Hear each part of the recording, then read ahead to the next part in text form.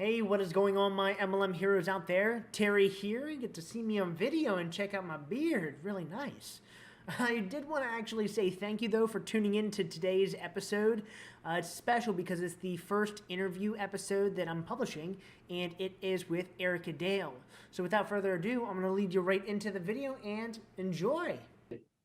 So, to all my MLM heroes out there, I have the privilege of interviewing an incredible woman. Erika Dale is the owner and voice of the podcast Level Up Your Life.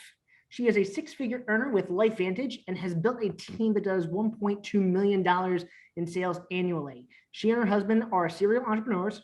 They are real estate investors. She is an online business coach, and they are travel addicts. But she didn't start there. She knows what it's like to have $226 to her name and skipping bills to pay bills. Everything changed when she was a gym owner or manager, working 50, 60 hours a week, being exhausted at 31 years old. And I can list off your accomplishments and all your accolades, Erika, but I want to hear from the woman herself. Who is Erika Dale? See what I did there? I love it. I love it. Well, thank you so much. I'm honored to be on here and just to share more about what we get to do, right? That's kind of what life is all about, in helping other people. And if someone hadn't reached out to me, 6.5 years ago with this online business opportunity, I might still be in that same situation. Just like you said, 31 years old, exhausted, working 50, 60 hours a week. I loved what I did. Don't get me wrong. Like being in the gym industry, it was exciting. We got to really watch people step into their journey of health, but it didn't make very much money. I was living less than paycheck to paycheck, and I just didn't know what else was really out there. Couldn't go get a part-time job. I was working sometimes 9 to 9. And now I didn't really know what the future held. I wasn't married at the time, but I just kind of was thinking 5 years from now, what does life look like? I don't want to be working these hours. I don't want to be in this situation financially. And so I stepped out, and I always say I took a risk on myself, because at the end of the day, that's what I did. I believed in myself, which was powerful, but I didn't know what I was doing. And so I just became a student. I was coachable, and I said, just tell me what to do. And my mentor did exactly that. And very quickly, real money started coming in. And it just opened up my eyes to really what was possible, not just in the network marketing space. I mean, I love network marketing. It's my number one passion. But now real estate and short-term rentals and traveling the world and just all kinds of things that if you would have asked me, 6.5 years ago, if this life was even a possibility, I would have laughed at you. I would have said, absolutely not. Yeah, I think you'll appreciate this, being in the fitness space as a whole. I just completed a 72-hour fast 2 days ago. Yeah, I think that's the second time I've ever done it, and that was an accomplishment.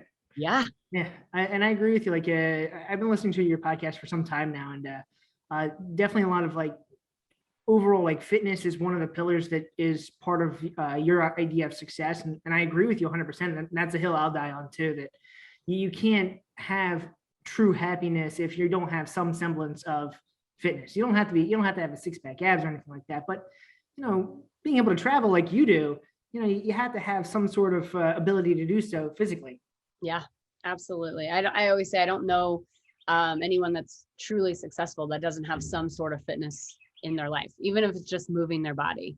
They have that as a daily routine. So definitely important. I did like one of the podcasts that you were going about. You spoke about following through, and basically it was you were talking about consistency, and you pieced it: say what you mean and mean what you say. Could you kind of elaborate what following through means to you? Yeah, I think I remember doing that podcast, and a lot of times with my podcast, it's just whatever. I don't plan it out. I just kind of a topic comes to mind. It's something that just happened, whether it's in business or life or whatever. And with that particular one, it was how I think that one of the biggest reasons people aren't successful is because they just lack follow through. And where that stemmed from in my life was, honestly, I had a new puppy. We now have 2 because we're crazy, but I was trying to hire someone to come to my house once a week and pick up the dog poop. And there was 2 companies that were local. I called them both. One was just like a dude, Mhm. and you could tell he was just doing this as a side hustle. And then one was a company. And I really wanted to hire the guy because I wanted to help him in this side hustle and to help him, you know, live out whatever he was trying to do. And I mean, he called me back, or he texted me. He said, I'm working. So he still had a 9 to 5. Again, wanted to support him. He said, I'll call you at 8:00. Didn't call me. Okay, you know, it happens. Life. I mean, I missed our podcast yesterday. Like, things happen. I give grace.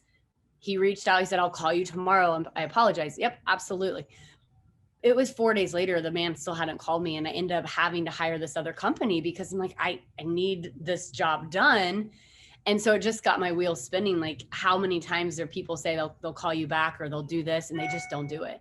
I had a girlfriend here visiting. We're at our Florida home right now. We just closed on Friday, and a girlfriend came out and visited, and she said, you know, when women reach out to her and they want to go have coffee or they want to do this, she said women especially are notorious for never following through. And so she'll schedule it, be like, yeah, that's great, sounds good, text me tomorrow and let's schedule when we're going to do that. And she's like, they just never even text. And I'm like, that's the world though. That's where we're at. And so I just think it's so important to do what you say you're going to do.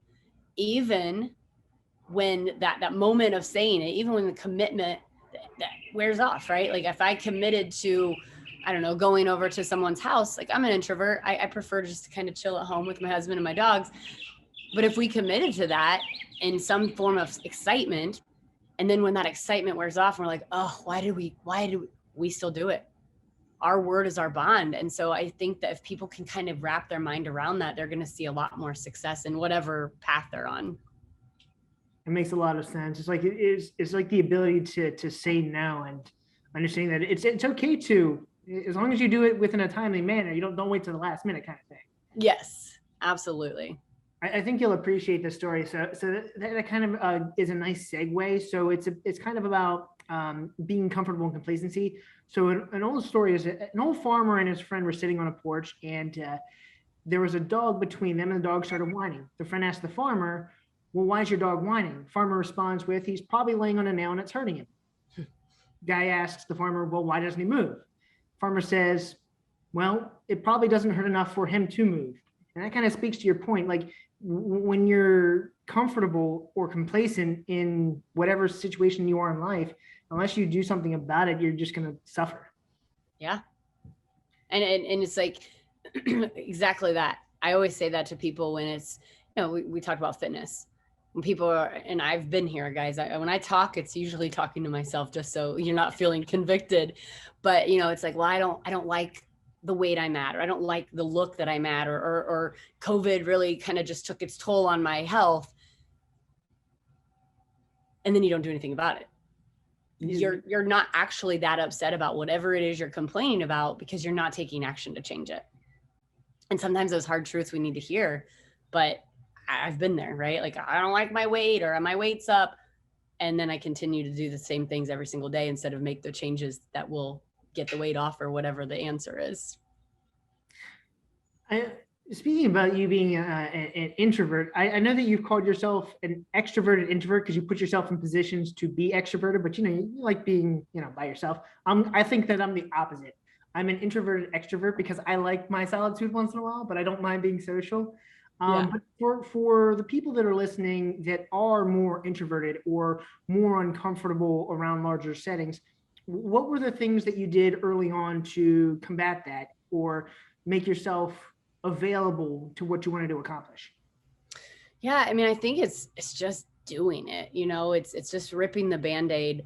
And I'm still, again, like, if I had my way, I wouldn't, for example, I'm here in Sarasota and we're going to split time between Florida and Indiana, and I need to build my network here. Well, I'm not going to do that working my business online at home in my pajamas, which is my norm. And so I put myself out there just recently in this Facebook group and said, you know, hey, this is my situation. I'd love to connect with women and blah, blah, blah, blah. And so I've got a coffee appointment on Friday with a stranger, with a woman. And it's just getting yourself putting that, like, I will probably that morning be like, oh, maybe she'll cancel. Now I won't. Again, I committed. I'm going to be there. But also having that future thinking and the big vision thinking. By doing the uncomfortable, will that get you to those goals? Will that get you to whatever it is that you envision for yourself?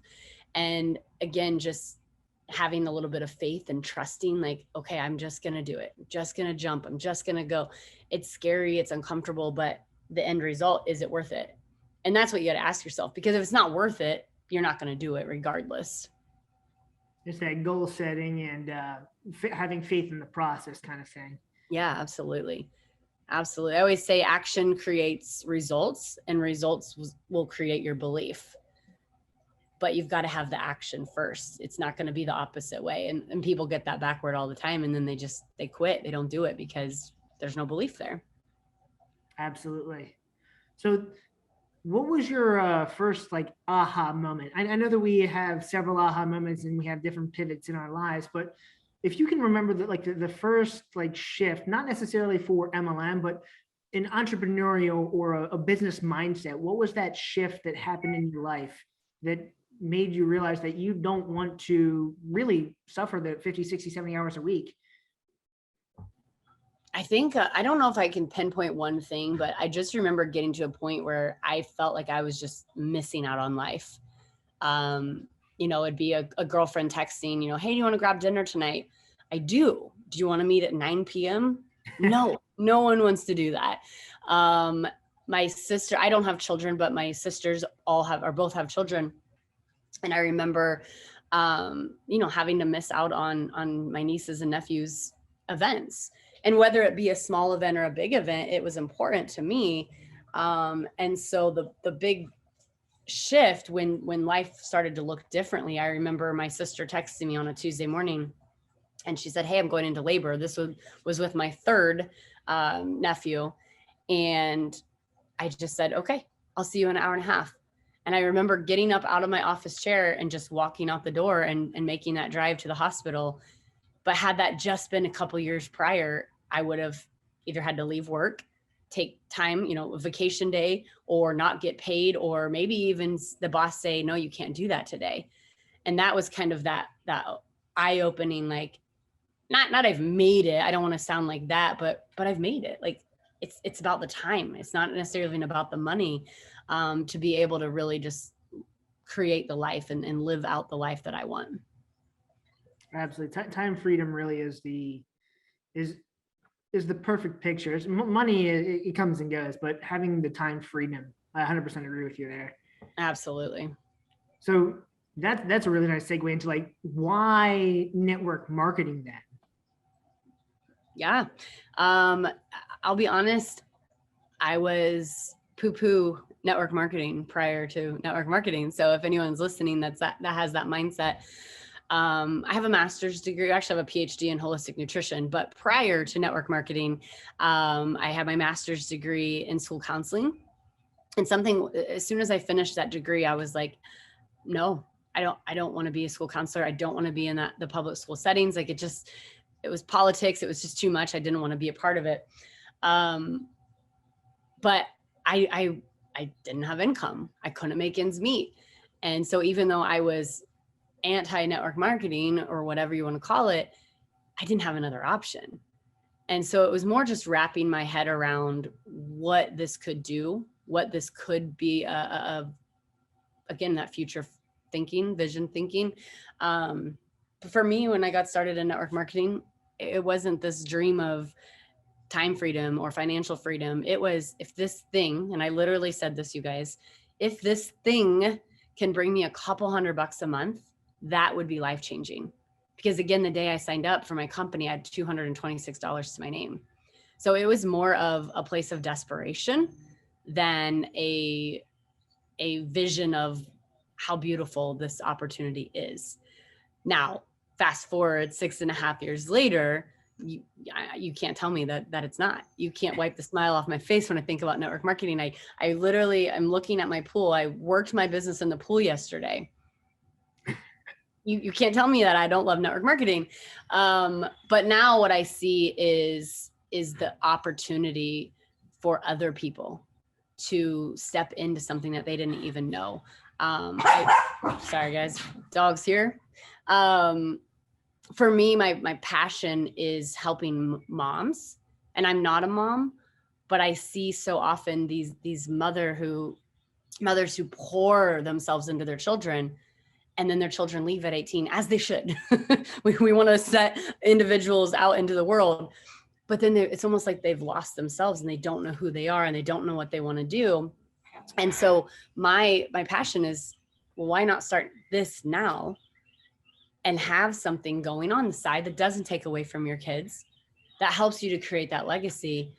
But what I see is these women finding purpose, finding their passion, finding something that they didn't realize that was inside of them. And so that vehicle of network marketing, I mean, at the end of the day, you can call it whatever you want to call it.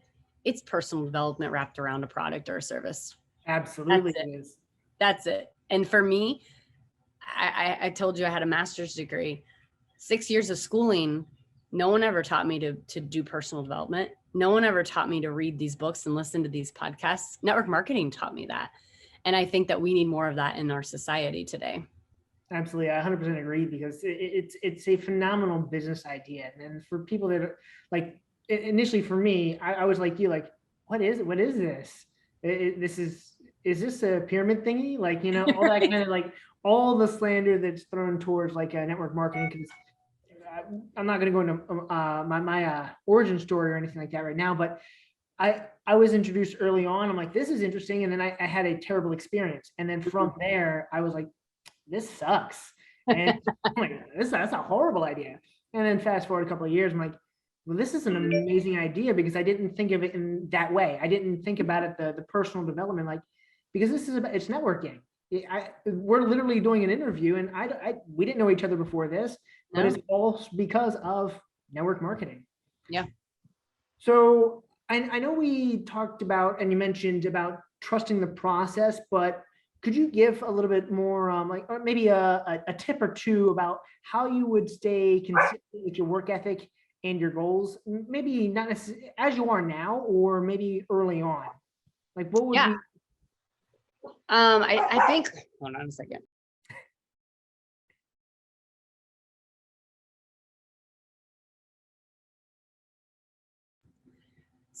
Five months and 7-month-old puppies. They are awesome, but what are the breeds?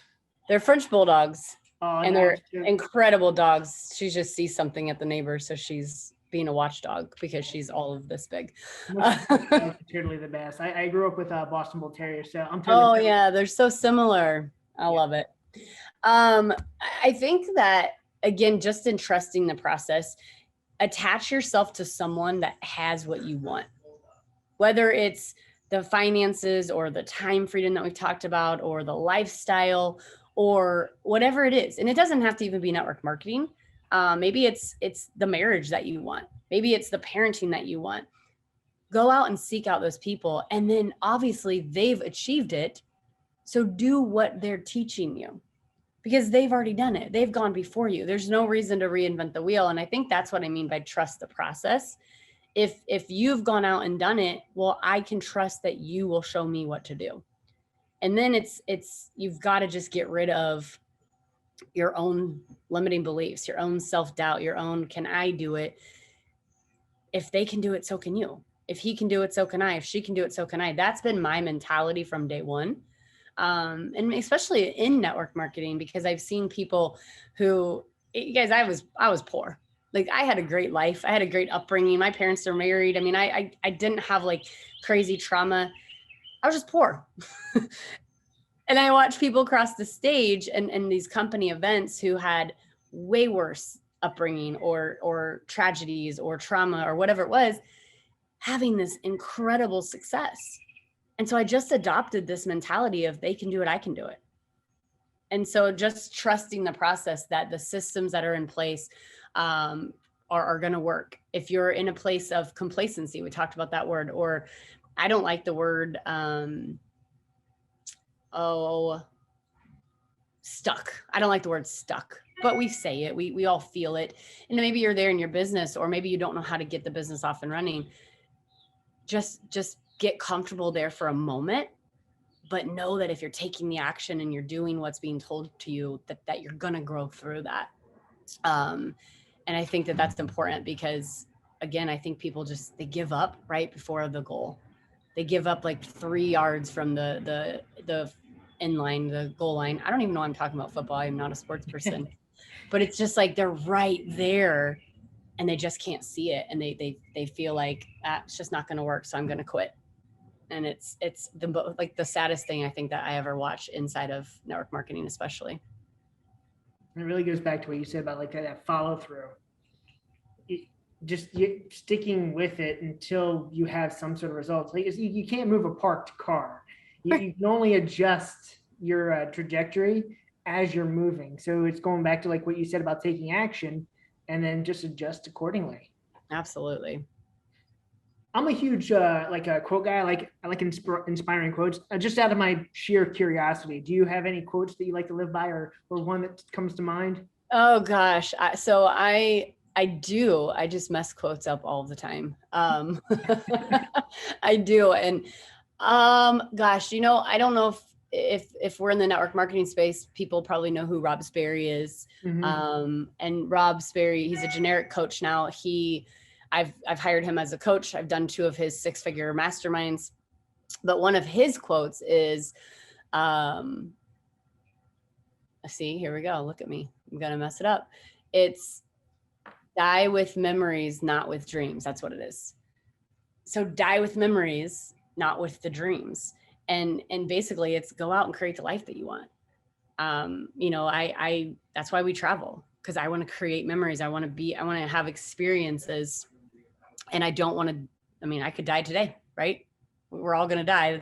We can be morbid here, but we don't know what tomorrow brings, or we don't know what tomorrow promises. And so I want to create as much as I can right now, right here, and not dream about it and the one days and the what ifs. Like, no, I want to go and do that right now. That's very powerful. So out of curiosity, I know you travel a lot. What's one of your favorite places to travel? Well, to travel, we normally, when we do like a Cancun trip every year. So I think that's more just like the tradition. I love that. It's inexpensive, but you get everything, right? You get the 5-star resorts, you get the beach, you get the ocean, you get all of that. We just went to Dubai in February, and I'm telling you, I didn't know, I went in with no expectations, but that's a trip that I would put on your bucket list if you've never been. Ireland was incredible. We got married in Hawaii, so Hawaii will always have a soft spot in my heart. I just love, like I said, just to see the world and see what God's created, and not live in my little hole of Indiana, which is where I'm from and grew up, and didn't leave too often until I was an adult. It's incredible that network marketing has provided you that ability to travel as much as you have. Absolutely. Well, that is the gist of like the interview that I put together, but I do have 2 questions that I like to ask everybody as I'm interviewing, just because they're like little bullet points. So the first one is, if you could go back to your 18-year-old self and have one piece of advice to tell your 18-year-old self, what would that be? Could be anything. So mine would be, don't go into debt for your education or your marriage. Nice. It makes perfect sense. Yeah, don't go into that. No. Yeah. And the second question would be, what makes you feel inspired, or what makes you want to do the work on those days that you just don't want to work? Oh, goodness. Honestly, it's the stories. It's knowing that there's someone out there that needs this product or this opportunity. And so days like that, what I will literally do is pull out my phone and go into one of our groups and just read testimonies and just remind myself, like, there's someone else waiting for me to step in front of them, and no one else is going to do it if you don't do it. Outstanding. So how would you get, or rather, how would somebody get a hold of you? If people want to actually get to learn more about you, where would you send them? I'm on all the social media platforms. So who is Erika Dale? Like you mentioned at the beginning, that's kind of my token phrase, I guess, my name. So you can find me on Instagram. I spend most of my time on Instagram and Facebook, Erika Dale. And then I do have a podcast as well called Level Up Your Life with Erika Dale. So be happy to connect with anyone. And my goal is just to provide value and help people level up to the next step in their life. Very nice. Is there anything cool that you're doing right now that you an offer that you want to provide or anything like that, like a link or something like that? Because I'm going to put everything in the show notes as well. So for anybody that as you're listening later on, I'm going to have it there so that way they can just click the link if needed. Cool. Yeah. If you go to my website, whoiserikadale.com, pretty simple. There's actually a couple of freebies on there. I've had a daily DMO tracker, 20 questions to ask when you're prospecting someone. So to help you to move down the line to get them to join you. So you can grab those. And then I'm an open book. I personally reply to every comment, every message. I don't have a VA doing anything like that for me. So would be happy to connect in any way that works for you. Very nice. Well, that's it. Thank you very much for taking the time to be interviewed and taking the time to be on the MLM Hero Radio. Awesome. Thanks for having me. I appreciate it. All right. Thank you, Erika. Have a good one.